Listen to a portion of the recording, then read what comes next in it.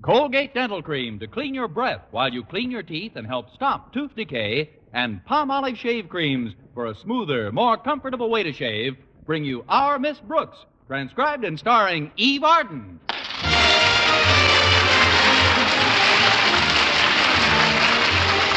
It's time once again for another comedy episode of Our Miss Brooks, under the direction of Al Lewis. Well, like most school teachers, our Miss Brooks, who teaches English at Madison High School, has been exposed to her share of puppy love. I'll say I have. It's getting so I can't look a puppy in the face without flinching. But the kids at school are nothing compared to the case I discovered at home between my landlady, Mrs. Davis, and Horace Barlow, the school's new basement custodian. Although she met him a week ago at a school tea, up until Thursday morning at breakfast, she kept denying anything but a passing interest in him. Please, Connie, just because Horace Barlow has been over a few times is no reason for people to jump to conclusions. My goodness, Horace isn't jumping to conclusions. At his age, Horace is lucky if he can limp to conclusions. But I've seen you two together, Mrs. Davis. As far as I'm concerned, I think of Horace as just a real nice boy. And he is, too. A real nice 68-year-old boy. He happens to be 54, Connie. He told me so himself. I know, Mrs. Davis. And Jack Benny is 39. Not that I'm criticizing your friendship. Far from it. I'm delighted that Horace is so genuinely fond of you. Oh, Connie, Horace doesn't even know I'm alive. Well, don't let that worry you. It's hard to tell about him most of the time. Anyway, I'm simply not interested in anything but the most casual relationship. Heavens, if I were thinking seriously, I'd try to find out something about the man, wouldn't I? Haven't you? Definitely not. I'm not even mildly curious. I haven't the slightest idea where he keeps his $10,000 life insurance policy. And I have no knowledge whatsoever of how he got his leg wounded in the Mexican War, for which he gets a $53 a month pension. Why, I don't even know in what bank he keeps his $2,619 savings account. Shame on you. You haven't even got his Social Security number. S498265.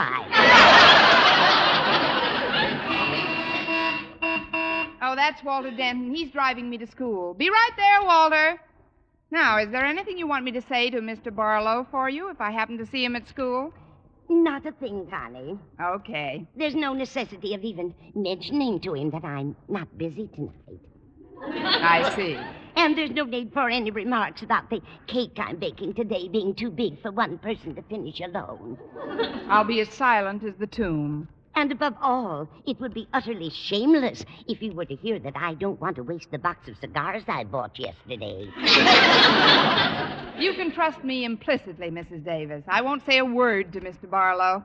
I'll just hit him on the head and drag him home.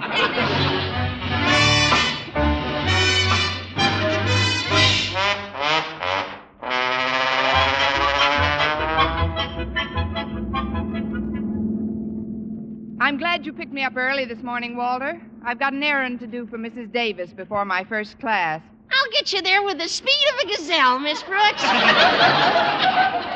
Oh, by the way, how's Mrs. Davis's romance with Mr. Barlow coming along? Oh, have you noticed that, too? I think it's the cutest thing in the world. Mrs. Davis actually has a bad case of puppy love. It is cute, considering she's in her second puppyhood. No disrespect intended, you understand.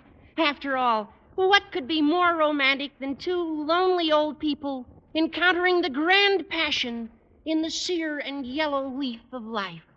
Why, that's absolutely poetic, Walter. The burning desires of youth long past, they look now for the subdued glow of companionship, the warm and simple pleasures that two elderly people in love can share together. I can see them now, soaking their feet in the same pan of Epsom salt. I'll bet you'd like to find romance at that age, Miss Brooks. At the rate I'm going now, I'm counting on it. But, Walter, I'd just as soon you don't mention the subject at school. It might be a source of embarrassment to Mr. Barlow. My trap is sealed, Miss Brooks. Now, what's the errand you're going to do for Mrs. Davis this morning? Well, off the record, I'm going to invite Mr. Barlow over to the house tonight. He's been a little backward about asking for a date. I get it. You're Mrs. Davis's John Alden. Now all you got to do is get Mr. Barlow to invite Mr. Boynton over for you, and you're all set. Meeting's adjourned. Hi,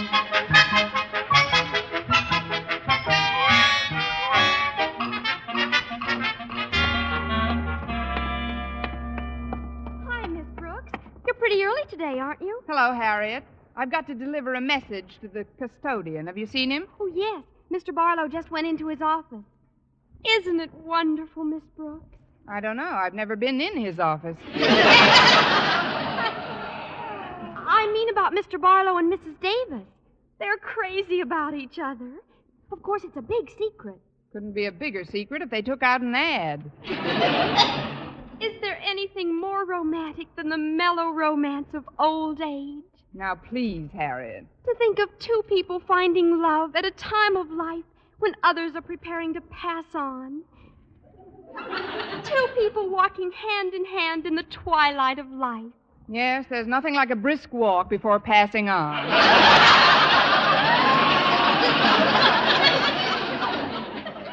Well, I won't keep you any longer. Far be it from me to delay Mrs. Davis's emissary of love. Good luck in your mission, John Alden. Thank you, Priscilla. Come in. I hope I'm not disturbing you, Mr. Barlow, but there's something I wanted to ask you. Well, then go ahead and ask. If you want to get apples, you got to shake the tree. Now, what is it? It's just this. I was wondering if tonight, that is, if you haven't any other plans, Mrs. Davis isn't doing anything, and I'm sure she'd be pleased if you wanted to drop over. Well, that's right neighborly. Would you like me to drop over? Of course. I'm sure you and Mrs. Davis will have a lovely evening together. Are you planning on staying in, Miss Brooks? I suppose so, Mr. Barlow, but I'm sure that at your age you don't need any chaperone. You're right about that. Maybe we could send Mrs. Davis to a movie.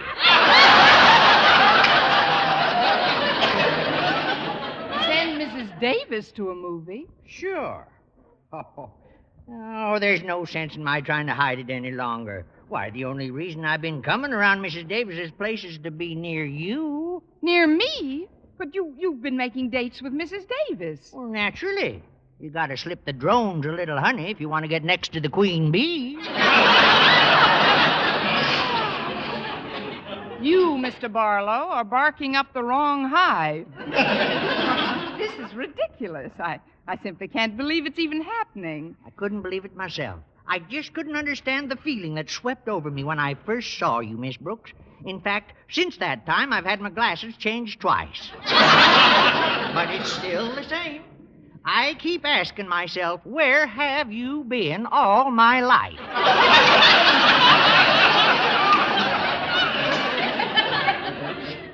For 3/4 of it, I wasn't even born.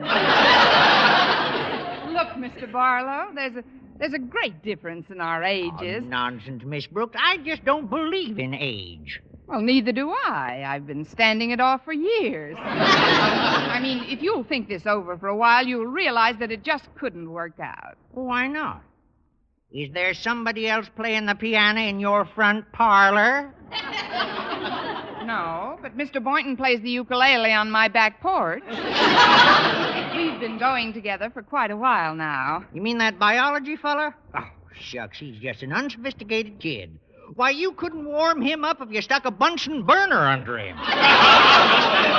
You've been peeking. That is, Mr. Boynton's just shy about expressing his feelings. He ain't got no feelings, if you ask me. Leastwise, not like I have, especially since I met you. Why, I just knew today was going to bring some excitement into my life. I got the strangest sensation right after breakfast. Maybe something fell into your gruel. There's no two ways about it, sis. I'm smitten. Well, would it unsmit you if I told you that I was engaged to Mr. Boynton? Engaged? Oh, but he wasn't even over to your place the nights I visited Mrs. Davis. He must have been working. If you come over tonight, I'm sure he'll be there. Well, seeing is believing.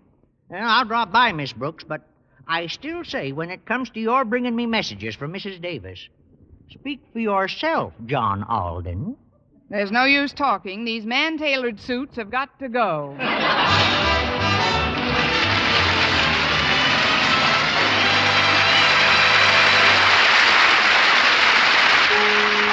Brush your teeth with Colgate. Colgate Dental Cream. It cleans your breath. What a toothpaste. While it cleans your teeth. Colgate toothpaste. Cleans your breath. What a toothpaste. While it cleans your teeth. Colgate Dental Cream cleans your breath while it cleans your teeth. And the Colgate way stops tooth decay best. Yes, the Colgate way is the most thoroughly proved and accepted home method of oral hygiene known today.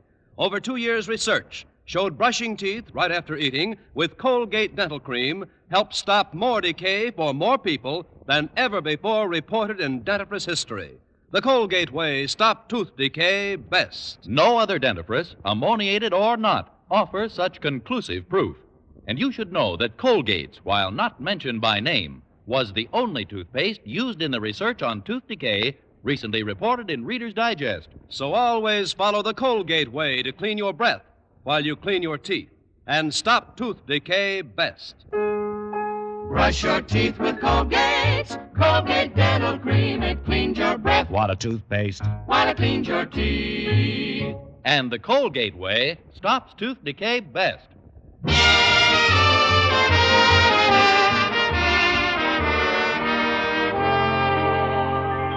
Well, I was quite chagrined to find out that Horace Barlow was more interested in me than he was in Mrs. Davis.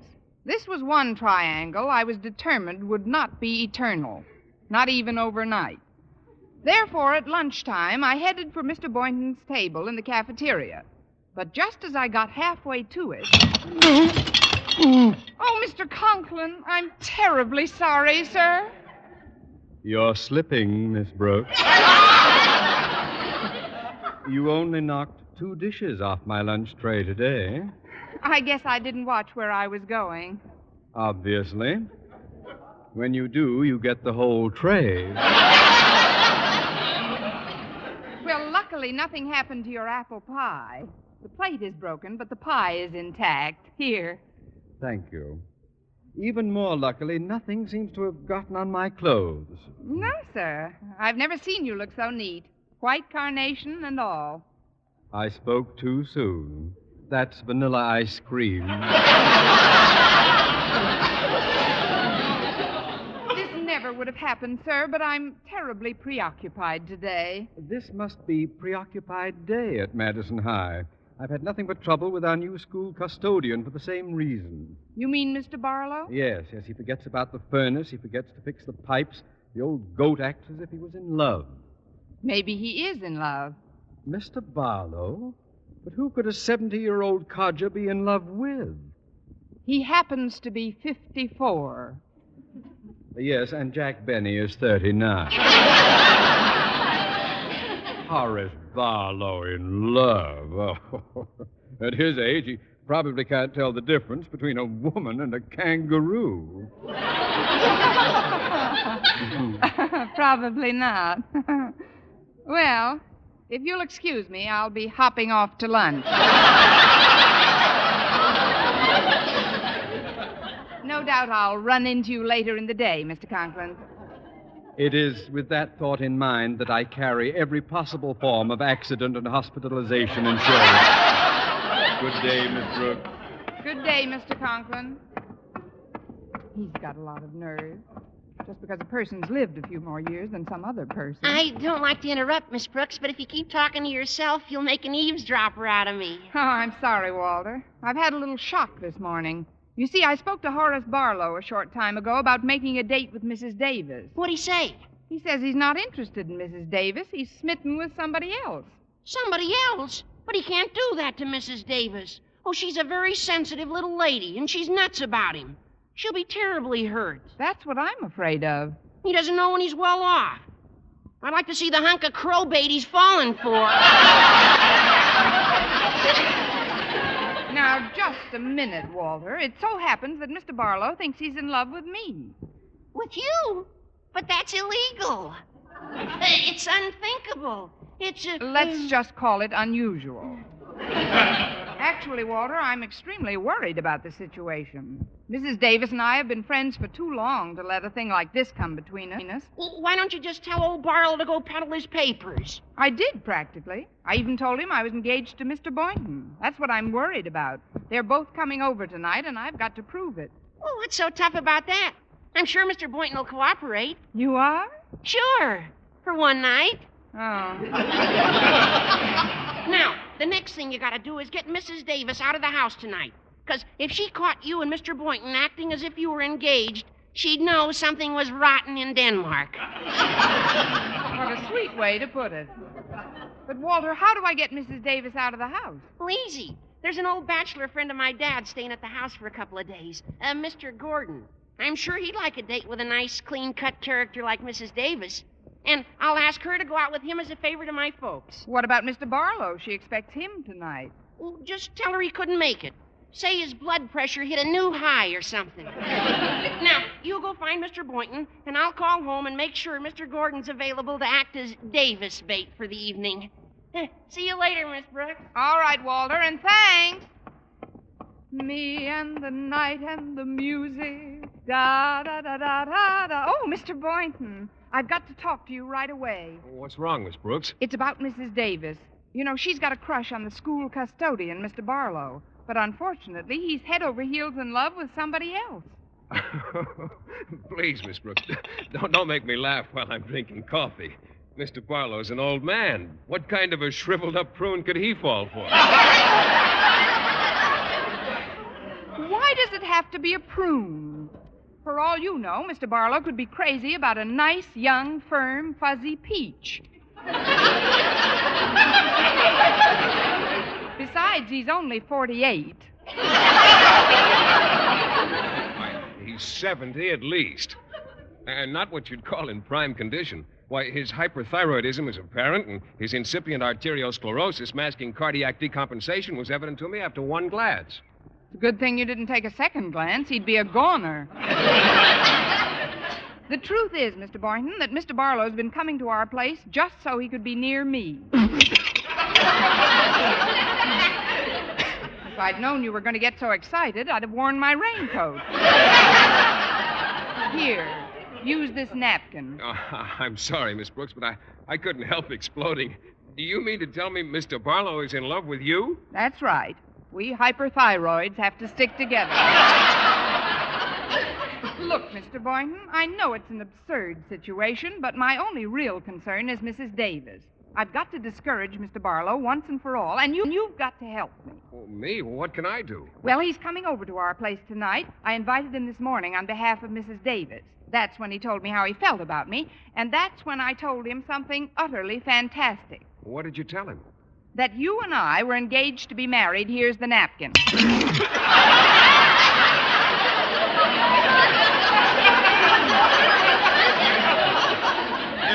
Engaged to be married, but Miss Brooks, that's utterly fantastic. I'm glad I said it first.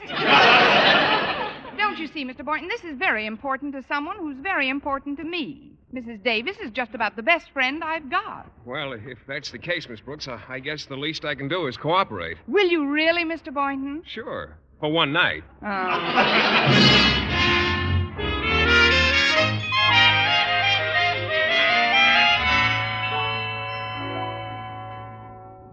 Oh, boy, I'm full. That was a very fine dinner, Miss Brooks. I'm glad you liked it, Mr. Boynton. I opened it all by myself. I hope Mr. Gordon took Mrs. Davis to a nice place for dinner. He appears to be a jolly old fellow, doesn't he? Oh, yes, indeed. And I noticed he gave you a pretty thorough once-over when he was introduced. You seem to pack quite a wallop for these elderly Joes. That's me, the Cleopatra of the cardiac cases. But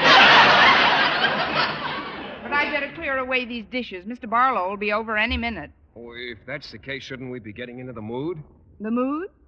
Oh, yes, we're supposed to be engaged, aren't we? Oh, that mood. Why, Mr. Boynton, I can hardly believe my ears. Why? There's no sense making a chore out of this thing. We might as well have some fun doing it. Fun doing it? Certainly. Now let's get started. Get started? The quicker the better. Quicker the better? Of course, come on. Come on? I mean, come on. Well, sure. You wash and I'll dry.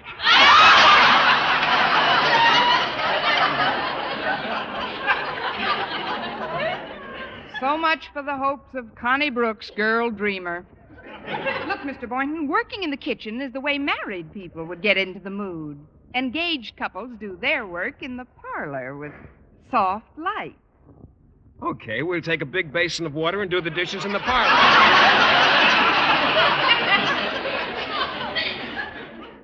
Sometimes I wish you were ugly.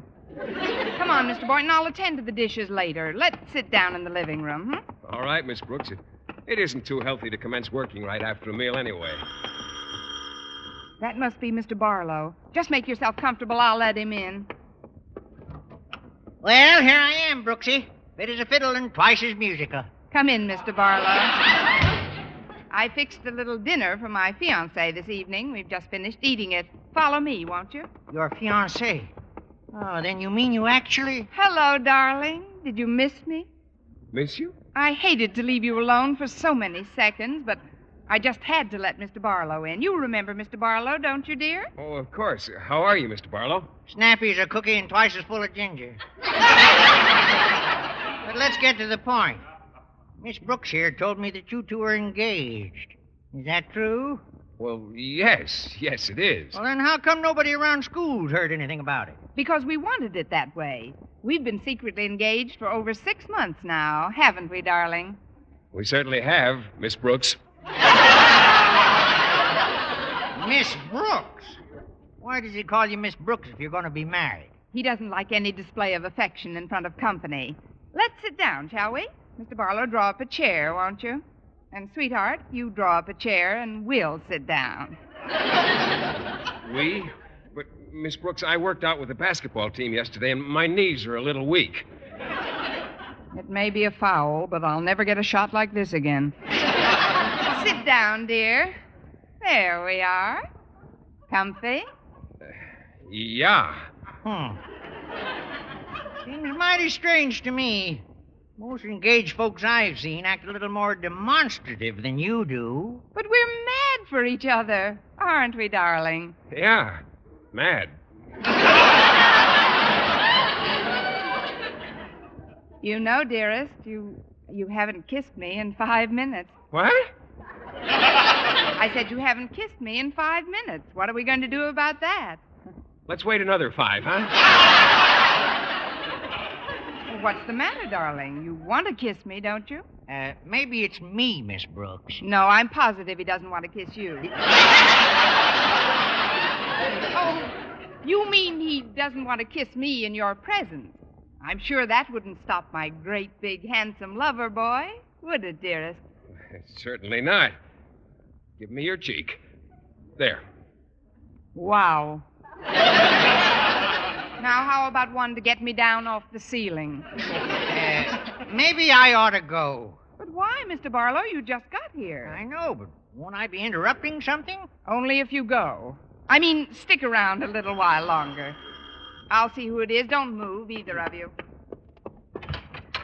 Sorry I had to disturb you, Connie, but I forgot my key again. Mrs. Davis, what are you doing home so early? Here, let me help you off with your coat and eyeglasses.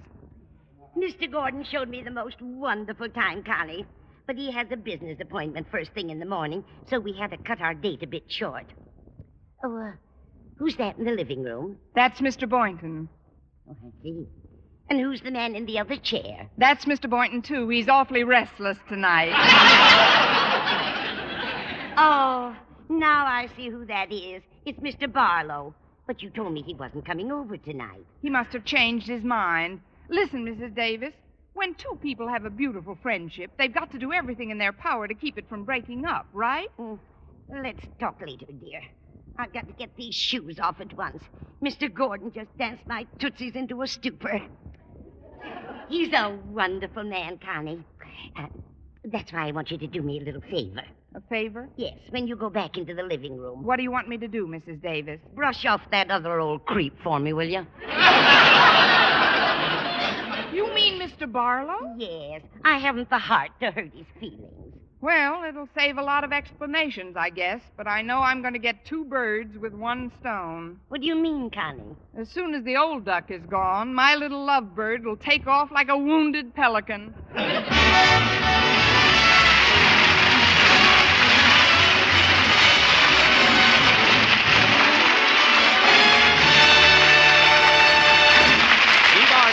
Miss Brooks returns in just a moment, but first, the case of the close scrape, featuring John W. Baker, Justice of the Peace. Here's what Mr. Baker told us. Listen. Here's exactly what happened. Shaving was just one close scrape after another for me, and then I discovered Palmolive lather shave cream and a new, different way to shave. Palmolive's oceans of rich, thick lather ended my worries about scrapes, burns, and nicks. Why, even in cold or hard water, that Palmolive lather way is super smooth, super comfortable. Take John W. Baker's advice, men. The new Palmolive lather way gets beards really soft, and it provides a protective film that actually floats your razor's cutting edge. You get a clean, close shave every time without worry about scraping or nicking, even in cold or hard water. John W. Baker and 1,200 other men tested Palmolive lather cream following package directions, and 3 out of 4 reported smoother, more comfortable shaves the Palmolive shave cream way, no matter how they shaved before. Better get Palmolive lather shave cream. Remember, even in cold or hard water, the Palmolive lather way means smoother, more comfortable shaves.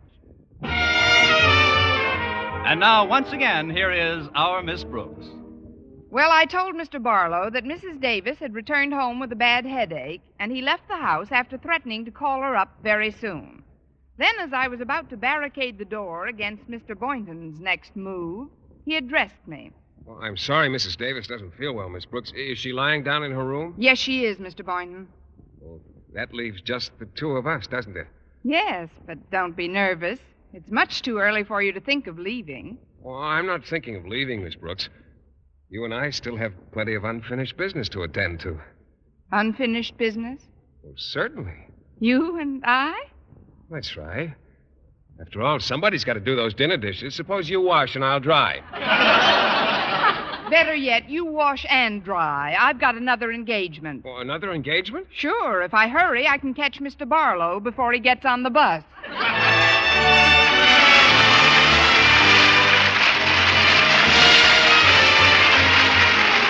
This is Vern Smith reminding you to tune in next week to another Our Miss Brooks show, brought to you by Palmolive Shave Creams for a smoother, more comfortable way to shave, and Colgate Dental Cream to clean your breath while you clean your teeth and help stop tooth decay. Our Miss Brooks, starring Eve Arden, is produced by Larry Burns, written by Al Lewis, with the music of Wilbur Hatch.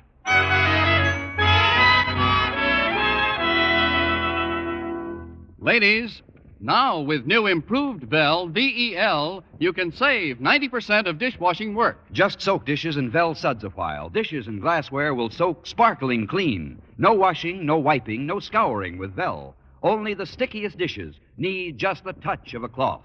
Rinse, and they'll gleam without wiping. Soak pots and pans in Vel suds, too. And most of them will get shiny clean without scouring. What's more, Vel is extra mild to hands. So get new Vel. Save 90% of dishwashing work.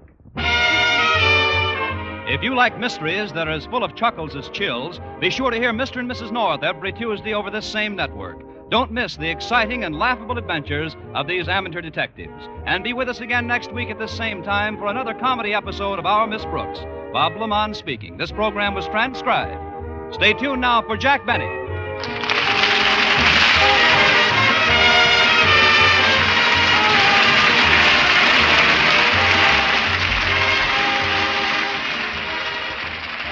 This is CBS, where our Miss Brooks holds her classes every Sunday, the Columbia Broadcasting System.